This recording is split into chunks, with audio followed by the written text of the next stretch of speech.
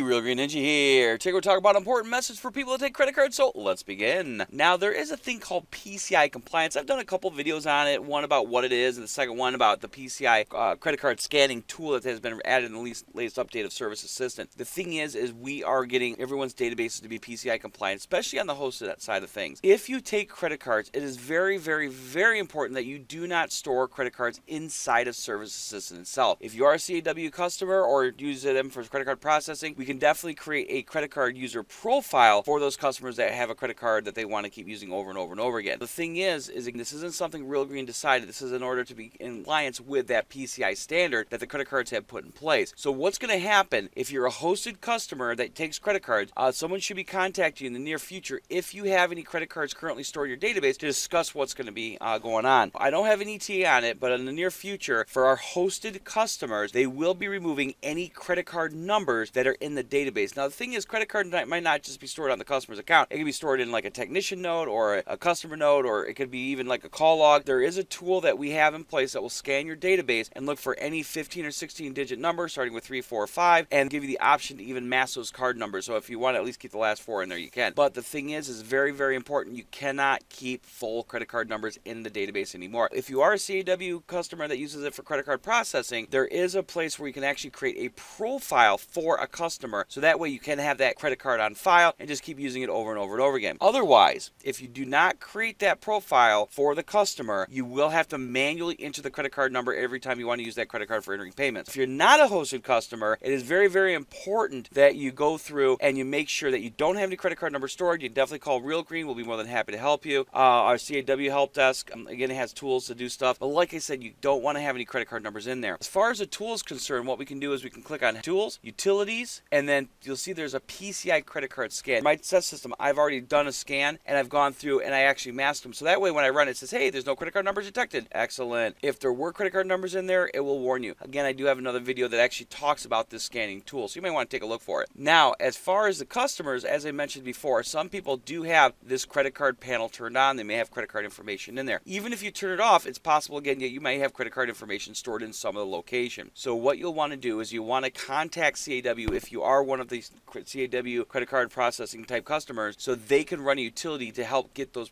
credit card numbers out of there, get those profiles created. Unfortunately, I do not have CAW. I can't go through and show you that process to do it on a single customer, but I do have a couple screenshots. So what you can do is, for the people that currently have credit card numbers in the database, you're going to click the button that says Autopay Registration. Now, we're not actually setting them up for Autopay, but that's what the button's called, because Autopay means as soon as you post production, it's going to charge that card. Any customer may want you to charge when they give you authorization. As far as the Autopay Registration, again, that's what the button says, but very, very, very important. Do not have these check marked unless you do want them set up for autopay. So again, just make sure to uncheck those 2 check boxes. That will create that credit card profile form on the CAW side of things. So that way, when you go to put in a credit card payment, it's going to give you the option to use the one that's currently on file.